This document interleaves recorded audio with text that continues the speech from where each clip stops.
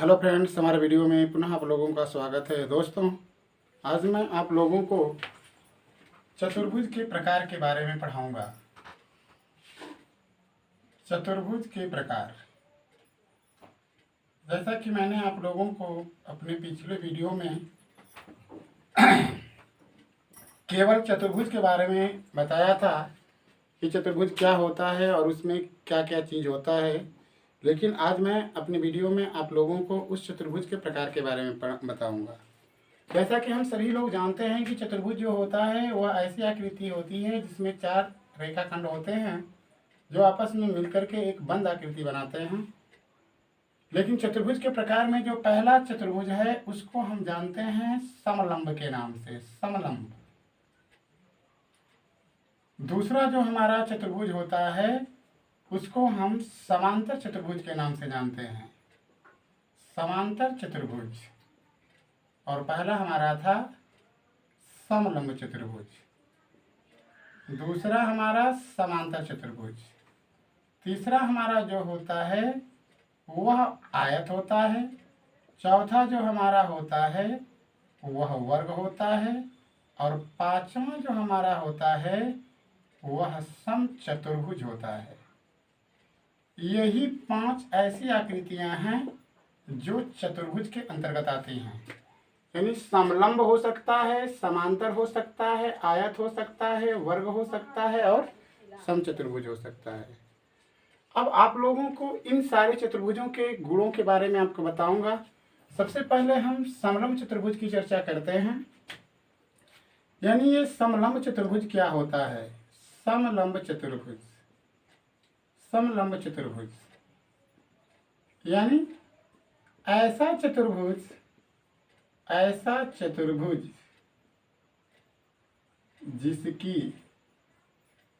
सम्मुख भुजाओं का, जिसकी सम्मुख भुजाओं का एक युग्म समांतर हो, समांतर हो, समलंब चतुर्भुज कहलाता है। समलंब चतुर्भुज कहलाता है। ये आपका समलंब की परिभाषा है।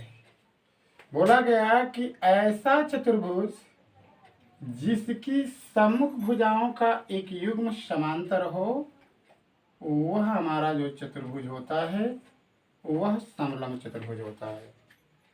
यह फिगर मैं जो आपके सामने बना रहा हूं वह एक समलंब की आकृति है। ये आकृति जो है वह एक समलंब की है। इसका नाम अगर हम देते हैं ए, बी, सी और डी, तो यह समलंब की आकृति है। अब अगर आपसे कोई ये पूछेगा कि इसे हम समलंब चतुर्भुज क्यों कह रहे हैं, तो इसको समलंब चतुर्भुज क्यों कहा जा रहा है, इसकी परिभाषा आपको बताएगी।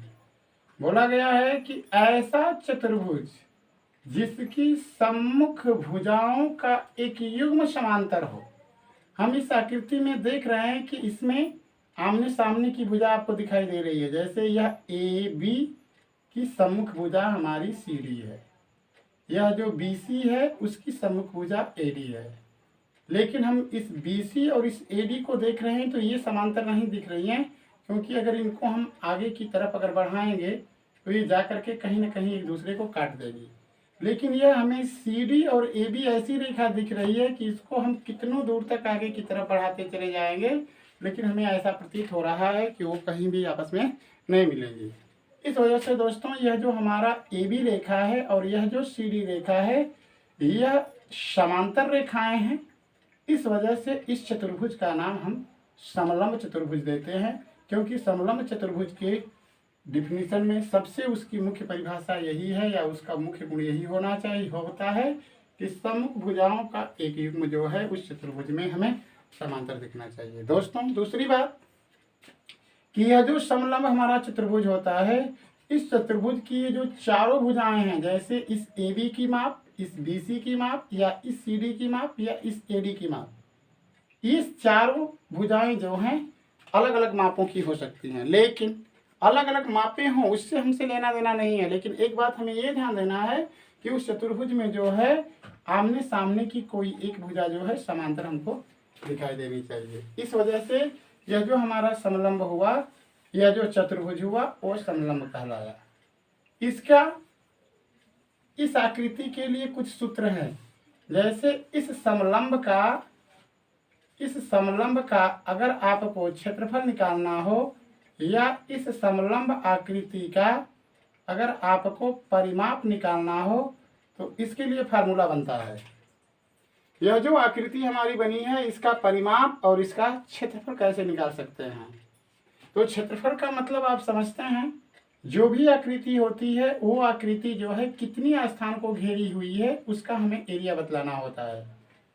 तो इस वजह से ये अगर हमारा समलंब होगा तो इसके क्षेत्रफल का सूत्र जो होता है जब भी निकलता है तो उन्हीं समांतर भुजाओं से निकलता है। अगर हम मान लेते हैं यह समलंब की जो ए बी भुजा है अगर इसकी लंबाई ए हो और ये जो दूसरी समांतर भुजा इसके है इसकी लंबाई अगर बी हो, तो इस कंडीशन में ये भुजाएं जो दोनों समांतर दिख रही हैं उनका माप अगर दिया हो और इन दोनों समांतर भुजाओं के अगर बीच की लंबवत दूरी पता हो, इसका अगर नाम अगर हम डीएम दे देते हैं, ये अगर लंब हो गया, अगर इसका मान अगर एच हो गया तो समलंब का क्षेत्रफल का सूत्र आपका बनता है 1/2 गुणते कोष्टक के अंदर समांतर भुजाओं का योगफल गुणते बीच की दूरी। ये फार्मूला हुआ। यानी अगर कोई समलंब अगर दिया होगा, अगर उस समलंब में समांतर भुजाओं की अगर लंबाई दी हुई है, अगर उनके बीच की दूरी अगर हमें पता है तो हम उस समलंब का क्षेत्रफल क्या कर सकते हैं, निकाल सकते हैं। और दूसरा समलंब का परिमाप, यानी ये जो समलंब का क्षेत्रफल है इसका जो सूत्र भी आपने लिखा इसके अनुसार आप देख रहे हैं कि 1/2 गुणते समांतर भुजाओं का योगफल। समांतर भुजाएं हमें क्या क्या दिख रही हैं, ए बी और सी डी दिख रही है और इसके बीच की दूरी का मतलब ये जो आपने लंब खींचा है डीएम। इस कंडीशन से यह 1/2 हुआ कोष्टक के अंदर ए बी का मतलब ए और सी डी का मतलब बी, यानी ये समांतर भुजाओं की लंबाइयाँ हैं और गुणते डीएम का मतलब इन समांतर भुजाओं के बीच की जो दूरी एच है। यानी यही दोस्तों जो होता है वो समलंब का क्षेत्रफल बनता है। दूसरा जो होता है समलंब का परिमाप। समलंब का परिमाप क्या होता है, परिमाप का अर्थ परिधि से होता है। इस वजह से कोई भी आकृति होगी अगर उसका परिमाप अगर हमें निकालना है तो उसमें जितने भी रेखाखंड दिखाई दे रहे हैं जिससे वो बना है उन सारी रेखाखंडों का अगर योगफल कर देते हैं तो उसका परिमाप होता है। इस कंडीशन में इसका परिमाप अगर निकालना होगा तो इस समलंब की चारों भुजाओं का आप योग कर लीजिएगा और यही जो योगफल होगा वो उसका क्या होगा, परिमाप होगा। इस तरीके से हम समलंब जो हमारी आकृति है उस समलंब आकृति में हम जो है वो क्षेत्रफल और परिमाप निकालने के लिए आपको क्या किया बताया। दोस्तों अगले वीडियो में मैं आप लोगों को इस समांतर चतुर्भुज के गुणों के बारे में बताऊंगा कि ये समांतर चतुर्भुज क्या होता है, इसका क्षेत्रफल और इसका एक परिमाप हम किस तरीके से क्या करते हैं, याद करते हैं। अगले वीडियो के लिए आप वेटिंग कीजिए। धन्यवाद।